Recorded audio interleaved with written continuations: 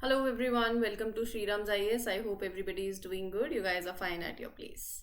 Let's start with today's session where we'll discuss these articles. Let me give you a brief. हम बात करेंगे Polavaram project की, export inspection council, logistic ease across different states 2024 report, blue baby syndrome and India's defence modernisation. So ये जितने भी articles हैं, ये तो मेंस के लिए काफी इंपॉर्टेंट आर्टिकल है. डिफेंस से आप डायरेक्टली इसको लिंक कर सकते हो. ये प्रीलिम्स के लिए इंपॉर्टेंट है. ये रिपोर्ट आप अपने मेंस में मेंशन कर सकते हो. ये प्रीलिम्स के लिए आर्टिकल है. That is also with respect to prelims. So this will be our topic of discussion for today. Please mark your attendance by liking this lecture. You have comment section. You can share your feedbacks, right? So do let others know about this platform also. And Sriram's IAS is serving the nation since 1985. We are offline and now we are online as well. So you can let others know about it. Channel जिन्होंने subscribe नहीं किया है, channel subscribe कर लेना, so that you get the notifications. And फटाफट से अपनी attendance mark कर दो. And you can mark your attendance bye liking this lecture. ऐसे आपको एक थम्स अप साइन दिख रहा है, उस पर क्लिक कर देंगे तो आपकी अटेंडेंस भी मार्क हो जाएगी. Now moving ahead with the very first article. So, Government of Telangana has decided to bring in some experts from IIT Hyderabad to study the impact of construction of this project on Godavari River. तो यहाँ से दो बातें निकल कर आती हैं. एक तो मुझे इस प्रोजेक्ट के बारे में पता होना चाहिए, दूसरा मुझे गोदावरी नदी के बारे में पता होना चाहिए. So I talk about this project and you will take Godavari river as your homework. कहाँ से बहती है, ओरिजिनेशन कहाँ है, और फ्लो कैसा है, ड्रेनेज बेसिन कौन कौन सी स्टेट्स कवर होती हैं, कैचमेंट एरिया कैसा है, और कौन कौन सी ट्रिब्यूटरीज इसकी हैं, कौन सी कहाँ पे जाके मिलती है, कौन सी पहले मिलती है, कौन सी बाद में मिलती है. तो वो मैप में यू हैव टू सी. रही बात इस प्रोजेक्ट की, तो गोदावरी नदी पे ये प्रोजेक्ट है. That is multipurpose irrigation project. ठीक है, मल्टीपर्पज का मतलब पता चल ही रहा है कि it is serving various goals. It is serving different purpose. सारे, चाहे पानी स्टोर करना हो, फार्मर्स की हेल्प करना हो विद इरिगेशन, या इलेक्ट्रिसिटी जनरेशन हो. So that is why it is referred as multipurpose project. So it is important. क्यों? क्योंकि वाटर स्कैर्सिटी की प्रॉब्लम्स को सॉल्व कर रहा है, फार्मर्स को सपोर्ट कर रहा है, एग्रीकल्चर के अंदर पावर जनरेट कर रहा है. तो it is meeting the energy needs also. इस डैम का साइज लगभग 1.2 किलोमीटर लॉन्ग ये है. हाइट इसकी 54 मीटर्स है. And it has 48 radial gates पानी के फ्लो को कंट्रोल करने के लिए. अब यूपीएससी आपसे ये तो पूछेगी नहीं कि कितनी हाइट है तो कितने गेट्स हैं. It's just a general idea.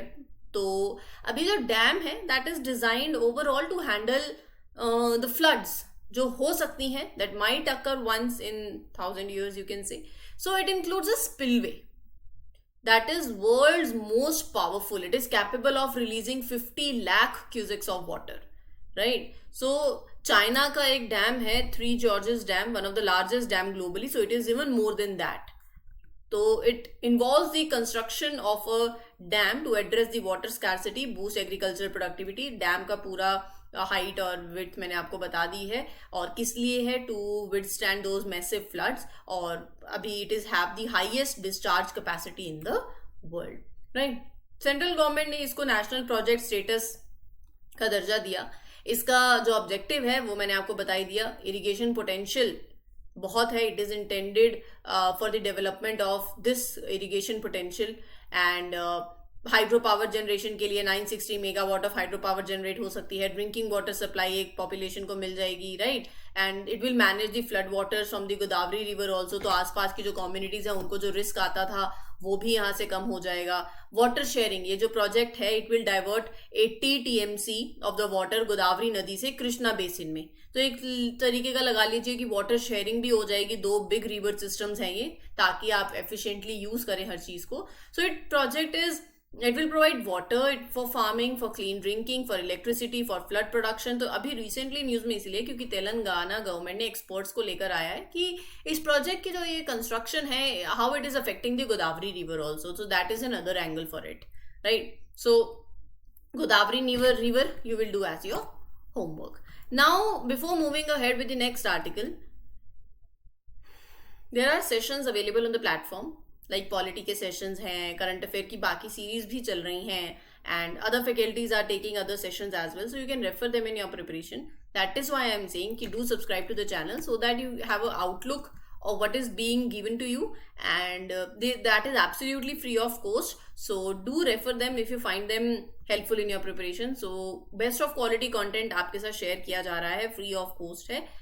एक बार नज़र डालिए और चैनल सब्सक्राइब कर लोगे तो फिर आपके पास नोटिफिकेशन आ जाती है जब भी कोई भी फिर अगला सेशन पब्लिश होता है. तो ठीक है. अच्छा, एक्सपोर्ट इंस्पेक्शन काउंसिल की बात करेंगे आज हम. क्यों बात करेंगे? Just a minute. हाँ, एक्सपोर्ट इंस्पेक्शन काउंसिल की बात करेंगे क्योंकि इस काउंसिल ने इनिशिएट किया है an assessment study on food testing infrastructure for exports. तो बेसिकली फूड टेस्टिंग देखो, हम जो एक्सपोर्ट करते हैं, जो उसकी प्रॉपर टेस्टिंग होनी चाहिए ना, क्या ये सेफ्टी और क्वालिटी स्टैंडर्ड्स जो है वो मीट कर रहे हैं ऑफ द इंपोर्टिंग कंट्रीज, आप जिनको इंपोर्ट कर रहे हो. सो ये जो ऑर्गेनाइजेशन है, it has started this study to carefully examine and identify the areas कि जैसे यहाँ पर इंप्रूवमेंट की जरूरत है फूड टेस्टिंग इंफ्रास्ट्रक्चर में, जो कि वो इंफ्रास्ट्रक्चर है that is used for the exports further. तो सरकार की एक ऑर्गेनाइजेशन है, इस काउंसिल की इस ऑर्गेनाइजेशन की बात करेंगे, that works to ensure the safety and quality of the goods that are exported from India, right? So they give you the whole एक आउटलुक आपको मिल जाता है. देखो, बिना प्रॉपर टेस्टिंग के जो एक्सपोर्ट अगर हो रहा है, इट कैन बी रिजेक्टेड, बहुत लॉस होगा, इंडिया की रेपुटेशन डैमेज होती है. तो बहुत ही एक इंपॉर्टेंट पर्पस है इनका कि अच्छा अभी न्यूज में इसलिए क्योंकि दे विल फाइंड आउट कि करंट टेस्टिंग लैब जो है या जो करंट सिस्टम है उसमें क्या मिसिंग है, क्या इनसफिशिएंट इक्विपमेंट्स अगर नहीं है, wherein you can add new technologies, what training else is required, what other steps can be taken to meet the international standards. So that is their goal, right? Overall their goal is to upgrade the India's infrastructure, testing, food testing infrastructure की मैं बात कर रही हूँ, ताकि better quality control हो जाए और आपका जो हमारा जो फूड एक्सपोर्ट हो रहा है बाहर, वो और ज़्यादा कॉम्पिटिटिव हो जाएगा और वो और ज़्यादा रिलायबल भी होगा globally. So that is why we are talking about this council. अब ये ना एक एक्ट है, export quality control and inspection act 1973 का एक्ट. उसका सेक्शन 3 जो आता है, it was set up under that by the government of India. Purpose पता चल गया? टू इंश्योर कि जो एक्सपोर्ट हो रहा है, जो ट्रेड हो रहा है इन इंडिया, उसका जो एक्सपोर्ट हो रहा है, there is a complete sound development of that. Quality check करना, क्वालिटी इंश्योर करना, इंस्पेक्शन करना, एंड ये पूरा इनका काम पड़ता है. ये एक ऑफिशियल एक्सपोर्ट सर्टिफिकेशन बॉडी है इंडिया की, जो इंश्योर करती है quality and safety of the products जो इंडिया से हम बाहर एक्सपोर्ट कर रहे हैं. चेयरपर्सन होते हैं एक, the executive head of the council कौन होता है? Director of inspection and quality control, जो कि रिस्पॉन्सिबल होते हैं, डे टू डे ऑपरेशंस देखते हैं काउंसिल के. इनका जो रोल है दैट इज टू इंश्योर कि जो प्रोडक्ट्स हमने नोटिफाई करे हैं under the export quality control and inspection act 1963, क्या वो, मान लो ये प्रोडक्ट ए है, क्या ये प्रोडक्ट ए जहां आप एक्सपोर्ट कर रहे हो, तो जो इंपोर्टिंग कंट्रीज की जो रिक्वायरमेंट है in respect of their quality, in respect of their safety, क्या वो रिक्वायरमेंट्स मीट हो रही हैं? They provide that mandatory certification also कि मान लो कुछ फूड आइटम्स है, जैसे फिश है, फिशरी प्रोडक्ट्स हैं, डेयरी प्रोडक्ट्स हैं, हनी है, एग है, मीट प्रोडक्ट्स, ये कुछ मैंडेटरी प्रोडक्ट्स हैं जहां पर EIC provides that certification for these food items. ठीक है. अच्छा, आपसे ना कुछ पूछा भी जा सकता है कि कुछ प्रोडक्ट्स ऐसे भी होते हैं जो वॉलेंट्री बेसिस पे होते हैं और कहीं ऐसे हैं जहां पर मैंडेटरी सर्टिफिकेशन की रिक्वायरमेंट है ही सही by EIC. So that is the scenario. Export inspection agencies located at Mumbai, Kolkata, Kochi, Delhi and Chennai with a network of 30 sub-offices backed by the state-of-art NABL accredited laboratories at various places. So overall, simply they are saying कि EIC जो है ये काम करती है through export inspection agencies. वो मुंबई, कोलकाता, कोची, दिल्ली, चेन्नई, यहाँ पर हैं. 30 सब ऑफिसेज हैं इनके across India and they have advance NABL accredited laboratories also. किस लिए है? To test those products, to certify those products. इनका मेन ऑफिस दिल्ली के अंदर है और ministry of commerce and industry जो है वो सुपरवाइज करती है, वो नोडल मिनिस्ट्री है. सॉर्टेड है. कोई रॉकेट साइंस नहीं है, सिंपल है, ईजी है. रिवीजन की बहुत ज़्यादा ज़रूरत रहेगी इन टॉपिक्स में एंड आपके अपकमिंग प्रीलिम्स के लिए भी बहुत इंपॉर्टेंट है. ठीक है. अच्छा, रिपोर्ट है एक जो कि हाल ही union minister of commerce and industry ने रिलीज करी है। रिपोर्ट का नाम है logistics ease across different states 2024 report, LEADS report. पहले तो ये रिपोर्ट कौन रिलीज करता है, फिर इसकी full form, logistics ease across different states. हम जब भी इकोनॉमिक ग्रोथ की बात करते हैं इंडिया में, तो लॉजिस्टिक फैक्टर जो है वो बहुत ही एक इम्पॉर्टेंट रोल प्ले करता है। ठीक है, आप कोई प्रोडक्ट मंगाते हो, उस पर डिलीवरी चार्ज इतना लगता है, हम वहीं रुक जाते हैं कि छोड़ो क्या ही मंगाना। और जब आप सोचो, एक जब माल पहले पैक होगा, लोड होगा, ट्रांसपोर्ट होगा, अनलोड होगा, अनपैकेजिंग होगी, right? So we have to assess this logistic landscape. तो इंडिया का जो लॉजिस्टिक कॉस्ट है ना, वो बहुत ज्यादा आता है। इसको कम करने की बहुत ज्यादा जरूरत है और इसी के लिए सरकार काम भी करती है। लॉजिस्टिक परफॉर्मेंस इंडेक्स रिपोर्ट भी है, वो वर्ल्ड बैंक रिलीज करती है। ये भी एक इंपॉर्टेंट पॉइंट है जो आप ध्यान में रख सकते हैं, राइट? देखो, जब भी हम बिजनेस की बात करते हैं तो सप्लाई चेन एफिशिएंसी बहुत ज्यादा जरूरी है। किसी भी बिजनेस के लिए कंज्यूमर की डिमांड को पूरा करना बहुत इंपॉर्टेंट है, अपनी प्रोडक्शन प्रोसेस को ऑप्टिमाइज करना भी बहुत इंपॉर्टेंट है। तो उसके लिए एक अच्छा, एक एफिशिएंट लॉजिस्टिक इंफ्रास्ट्रक्चर चाहिए, ताकि कनेक्टिविटी हो, ताकि एक्सेसिबिलिटी हो, ताकि जो ट्रांसपोर्टेशन है, जो स्टोरेज है, जो डिस्ट्रीब्यूशन कॉस्ट आती है, वो कम आ जाए, right? So there are steps that are being taken in this direction. Logistics में क्या क्या आता है, ये सबको आई थिंक अभी तक क्लियर हो गया है। जैसे ऑर्डर की प्लेसमेंट है, ट्रांसपोर्टेशन है, वेयर हाउसिंग है, पैकेजिंग है, ये सब कुछ लॉजिस्टिक के अंदर आता है। अच्छा, we have this national logistic policy also, government is taking steps, no doubt at it, right? So उसी के कॉन्टेक्स्ट में we have this report also कि अच्छा, अलग अलग स्टेट्स की क्या परफॉर्मेंस है बेसिकली, राइट? बट आपके ये प्रीलिम्स के लिए इंपॉर्टेंट है, बट जो मैं आपको पॉइंट्स बता रही हूँ ये कहीं मेंशन नहीं है। दे आर जस्ट, जब हम डिस्कशन करते हैं, they are just coming out of your mind based on जो आप इतनी एन नंबर ऑफ रीडिंग्स कर चुके हो अभी तक।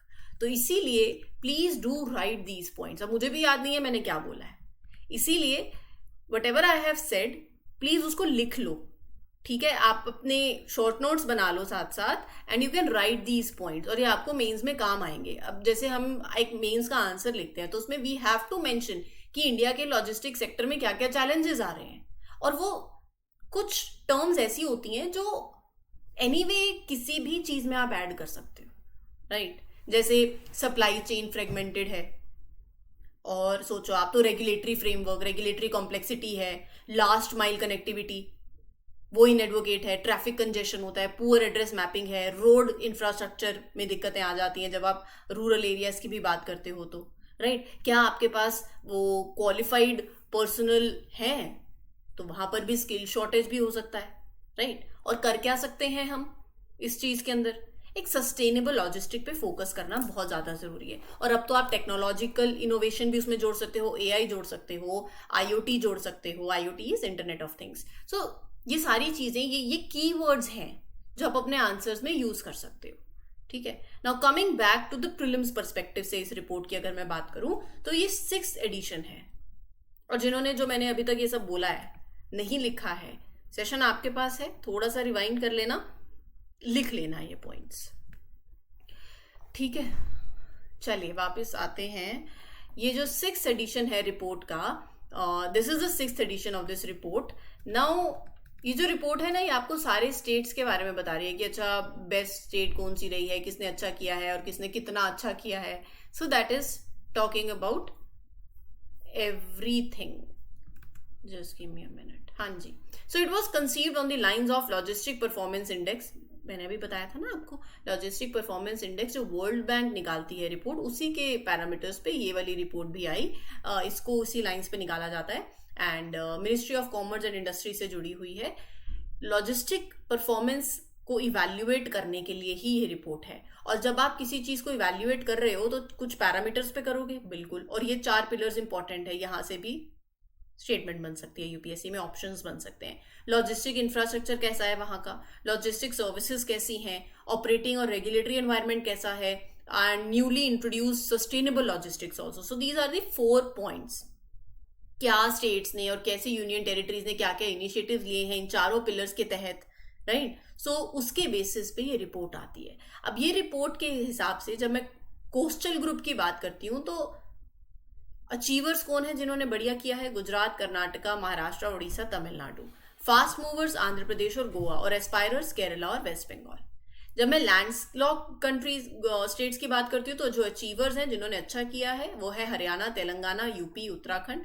फास्ट मूवर्स जो इस स्पेस में हैं, they are doing things good at a faster rate, Bihar, HP, MP, Punjab, Rajasthan. और aspirers are Chhattisgarh and Jharkhand. चलते हैं नॉर्थ ईस्टर्न ग्रुप पे। Achievers Assam, Arunachal Pradesh. Fast movers Meghalaya, Mizoram, Nagaland, Sikkim, Tripura. और एस्पायरर्स मणिपुर। और यूनियन टेरिटरीज में अचीवर्स कौन है? Delhi, Chandigarh. Fast movers Dadra and Nagar Haveli, Daman and Diu, Jammu and Kashmir, Lakshadweep, Puducherry. और aspirers Andaman and Nicobar island और लद्दाख। अब आप लोग पूछोगे कि क्या ये हमें याद करना है? करना पड़ेगा, किसी भी तरीके से ऑप्शन में पूछा जा सकता है। सो एटलीस्ट आपको I would say coastal, landlocked और नॉर्थ ईस्टर्न की कुछ स्टेट्स हर एक उसकी कैटेगरी की याद होनी चाहिए। अब यूपीएससी दे रहे हो तो करना पड़ेगा, ठीक है। अगर आप यूपीएससी के अलावा कोई और एग्जाम भी दे रहे हो तो भी करना पड़ेगा, पूछा जाता है, ये रिपोर्ट से सवाल बन जाते हैं, ठीक है। अच्छा, मैंने ना आपके साथ हाल ही में कल ही ग्राउंड वाटर को लेके बात करी थी, if you remember. We talked about a board ground water को लेके, there was a central board. अब क्योंकि 440 डिस्ट्रिक्ट्स हैं इंडिया की जहां पर ग्राउंड वाटर में नाइट्रेट लेवल बहुत ज्यादा पाया गया है, जिससे हेल्थ इश्यूज हो सकते हैं, जैसे कि ब्लू बेबी सिंड्रोम इन्फेंट्स के अंदर, and it is obviously unsafe for drinking. So मैंने आपको कल मतलब लास्ट लेक्चर में भी बताया था कि अगर ये हाई नाइट्रेट लेवल होता है तो दिक्कत होती है पानी में। और अब इसके कॉन्टेक्स्ट में आज हम ब्लू बेबी सिंड्रोम की बात करेंगे। Now what is this syndrome all about? यहां से सवाल बन सकता है। जब बच्चे की स्किन इंस्टेड ऑफ पिंक वो ब्लू या पर्पल दिखने लग जाती है, आप ये देखो पिक्चर में आपको दिखेगा, here you can see, right? That is where this syndrome happens। क्योंकि होता क्या है ना, ये क्यों होता है? क्योंकि बच्चे जो the baby, the infant का जो ब्लड है that doesn't carry enough oxygen to the body, तो ये डिसीज होती है। अब चीजें, why does the baby turn blue? That is also a question। blue baby क्यों बोला है इसको? क्योंकि यूजुअली क्या होता है, जब blood gets its oxygen in the lungs and then it travels to the hearts, right? वहां से पूरी बॉडी में पंप होता है। Now if something is wrong with the heart or lung or blood, so blood को उतना oxygen नहीं मिलता है, जिसकी वजह से वो जो स्किन का कलर आता है that is bluish। उसी से नाम पड़ गया ब्लू बेबी सिंड्रोम, क्योंकि blood is not carrying that enough oxygen to the body, और अगर ऑक्सीजन नहीं मिल रहा है so the skin colour gets bluish. Now होता क्यों है? क्या क्या कॉजेज हो सकते हैं? एक तो ये हो सकता है कि मतलब by birth, if baby is having that heart problem तो वहां दिक्कत आ सकती है, और एक ये कारण भी हो सकता है, right? Problems that are present at birth, that can be one of the cause. दूसरा कॉज, जब पानी के अंदर नाइट्रेट का लेवल, पीने के पानी में नाइट्रेट लेवल बहुत ज्यादा होता है, it can cause a condition that is known as methaemoglobinaemia. अब ये ऐसा है कि हमें डॉक्टरी नहीं करनी है, आपको बस थोड़ा सा ही आइडिया होना चाहिए। तो अभी तक जो मैंने कहानी बताई है वो लिखी यहीं पर हुई है। स्किन ब्लू हो जाती है और पर्पल टिंग बोल सकते हैं आप इसको। क्यों होती है? क्योंकि पुअरली ऑक्सीजनेटेड ब्लड होता है, और usually blood is pumped heart से लंग्स में, जहां से फिर पूरी बॉडी ऑक्सीजन वहीं से रिसीव करती है, क्योंकि ब्लड इज कैरिंग दैट। लेकिन blood is circulated back through the heart and then throughout the body pump होता है, वो मैंने बता दिया आपको। प्रॉब्लम होती है जब blood is not getting that oxygenated, may be not oxygenated properly. और रीजंस, एक तो बाय बर्थ हो गया, और एक जो नाइट्रेट लेवल बहुत ज्यादा होने की वजह से भी हो सकता है। मेजर कॉज यही है। ब्लू बेबी सिंड्रोम का मोस्ट कॉमन कॉज यही है कि पानी कॉन्टैमिनेटेड है विद नाइट्रेट। इसके अंदर आपको सिम्टम्स में ब्लू डिस्कलरेशन देखने को मिलेगा, स्किन का, माउथ के पास, हैंड्स में, फीट में, सांस लेने में दिक्कत होगी, वॉमिटिंग होगी, डायरिया हो सकता है, consciousness, seizures, there can be several symptoms, और सीवियर केसेस के अंदर it can even cause death. Treatment depend करता है कि आपको क्या कारण है, what is the causing agent that the baby is turning blue, उसके हिसाब से ट्रीटमेंट है। अगर वो कंजेंशियल हार्ट डिसीज है तो सर्जरी रिक्वायर्ड है। नाउ अगर वो बेसिकली चिल्ड्रंस, अगर कोई और सीवियर फॉर्म के चलते ऐसा हुआ है, कोई ऐसी कंडीशन है, तो वहां पर proper medications and doctors will give that injection and everything. तो basically depending upon the cause of blue baby syndrome, treatment is done with that. ठीक है, चलते हैं हमारे आज के लास्ट आर्टिकल पे। इंडिया के डिफेंस सेक्टर की बात करेंगे, how India's defence sector is shaping up, that is our topic of discussion. And Mains का एक आर्टिकल बनता है जो आप अपने जीएस पेपर 2 और पेपर 3 से rather I would say connect कर सकते हो और सीधा सीधा अपने आंसर्स में मेंशन कर सकते हो पॉइंट्स को। Let's discuss, please note down the points, please note down the points. पहला, जब मैं इंडिया के डिफेंस स्पेंडिंग की बात करती हूँ, इंडिया 4th लार्जेस्ट स्पेंडर है on defence in the world after United states, जो सबसे ज्यादा खर्चा करता है। इंडिया अपने डिफेंस इक्विपमेंट्स को इम्प्रूव कर रहा है, इन्वेस्ट कर रहा है और ज्यादा डिफेंस के अंदर as compare to the other parts. Post pandemic अगर आप देखें तो इंडिया ने बहुत कम करी है अपनी dependency on buying the weapons and equipments from other countries also. और India at the same time देखो एक्सपोर्ट भी करता है more defence equipments to the other nations. तो एक ग्रोथ देखने को मिल रही है, शिफ्ट देखने को मिल रहा है। शिफ्ट किस में आ रहा है? Becoming more self reliant in defence also. You are modernising your military capabilities, बहुत अच्छा स्टेप है, आप किसी पे डिपेंडेंट नहीं हो रहे हो, होना भी नहीं चाहिए, राइट? तो आप अपने डिफेंस मैन्युफैक्चरिंग सेक्टर को बूस्ट कर रहे हो, no doubt at it. And there are various examples for that. Examples मतलब पॉलिसीज हैं, आप लगा लो DAP 2020, डिफेंस एक्विजिशन प्रोसीजर 2020, जो प्रायोरिटाइज करती है कि buying those products that are made in India. 2023-24 में, या मेंशन कर सकते हो, 2023-24 के अंदर डोमेस्टिक इंडिया में जो डिफेंस प्रोडक्शन हुई that reached 1.27 lakh crore. Government ने 2024-25 के अंदर इट एलोकेटेड 75% जो हमारा डिफेंस बजट था उसका 75% इंडिजीनियस प्रोडक्ट को एलोकेट किया, राइट? अब आप सिर्फ अपने डिफेंस, खुद के डिफेंस को इंप्रूव करने में सिर्फ इस पे फोकस नहीं कर रहे हो कि अच्छा ये तो करना है, आप एक्सपोर्ट पे भी फोकस कर रहे हो। Pinaka rocket system, BrahMos missile, they are now being sold globally.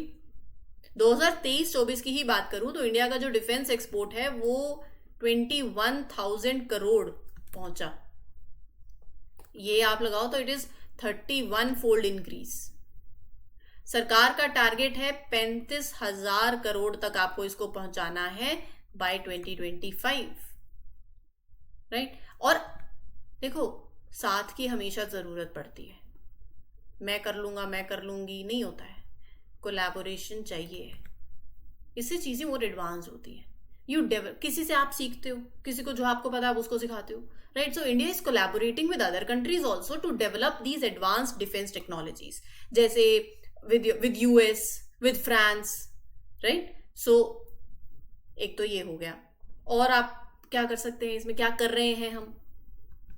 We are focusing on cyber security defense also, right? Indigenous हमारी लिस्ट है ही सही, लेकिन अब इतना सब कुछ अच्छा अच्छा जब दिखता है ना तो एक्चुअल में इतना अच्छा होता है, लेकिन कुछ चैलेंजेस भी आते हैं। दिक्कतें क्या आ रही हैं? दिक्कतें ये आ रही हैं कि हम कर तो रहे हैं बहुत बढ़िया, लेकिन हम अभी भी इंपोर्ट पे डिपेंडेंट हैं। Despite these efforts, India still imports a large portion of the defence equipments. India was, you can say 2018 से 2022 तक में India was the world's largest importer of arms, right? ये चीजें प्रॉब्लमैटिक हो जाती हैं जब आप किसी पे डिपेंडेंट हो। रशिया यूक्रेन वॉर आ गया, दिक्कत आ गई, राइट? सो इन क्राइसिस पे फिर समझ आता है सेल्फ रिलायंट होना। फिर जब प्रोक्योरमेंट कर रहे हो तो उसमें डिले भी आ सकती है, that is one of the challenge. तीसरा ये है कि इंडिया की जो डिफेंस इन्वेंट्री है दैट इज आउटडेटेड, ये एक चैलेंज है, राइट। हमारी जो इंडिया के अंदर मैन्युफैक्चरिंग है that is limited, that is also a challenge. हम एफर्ट्स कर रहे हैं बट अभी भी गैप है, एक और पॉइंट है। अच्छा, जब लिमिटेड है, आउटडेटेड है, तो हमें मॉडर्नाइजेशन की तरफ जाना चाहिए, लेकिन मॉडर्नाइजेशन की तरफ जाते हैं तो भैया पैसा चाहिए, खर्चा होगा, तो वो जो बजट है दैट इज ऑल्सो इनएडवोकेट। हालांकि डिफेंस का बजट इंक्रीज हो रहा है, large portion is spent on but salaries, pensions, तो कम पैसा बच जाता है on buying these new weapons और upgrading the military, you can say. India का जो डिफेंस बजट है ना 53% तो सैलरीज और पेंशन में ही चला जाता है, आप ऐसे लगा लो। ये सारे कुछ चैलेंजेस हैं, और स्किल्ड वर्कफोर्स की भी शॉर्टेज है, right. So these are different challenges and they can be, we can work upon them. You can come up with your points कि अपने प्रोक्योरमेंट प्रोसेस को स्ट्रीमलाइन करें, डिफेंस बजट को मॉडर्नाइज करें, उसको इंक्रीज करें बेसिकली, राइट। इंडिजीनियस मैन्युफैक्चरिंग को strengthen करना है, जैसे हमारा PLI स्कीम्स होती हैं, प्रोडक्शन लिंक्ड इंसेंटिव स्कीम्स हैं, अपनी कोलैबोरेशन को ज़्यादा एक्सपैंड करें, राइट। स्टार्टअप्स को ज़्यादा लेकर आए, इसमें MSMEs को लेकर आ सकते हैं। सो दीज अपनी एक्सपोर्ट कैपेबिलिटी को बढ़ाएं, रिसर्च एंड डेवलपमेंट में काम करें, ग्रीन टेक्नोलॉजी प्रमोट करें डिफेंस में, पता नहीं कितने पॉइंट्स आप लेकर आ सकते हो, ठीक है। So this was the whole session. I hope things are clear to you. If any doubt you can ask me in the comment section. कुछ रह गया है लिखना, वैसे मुझे लगता है अभी तक किसी ने लिखा नहीं है, स्टिल कुछ रह गया है तो वीडियो आपके पास है, please do write and make your short crisp notes and do revise whatever we have covered in these 25 to 30 minutes. ठीक है जी.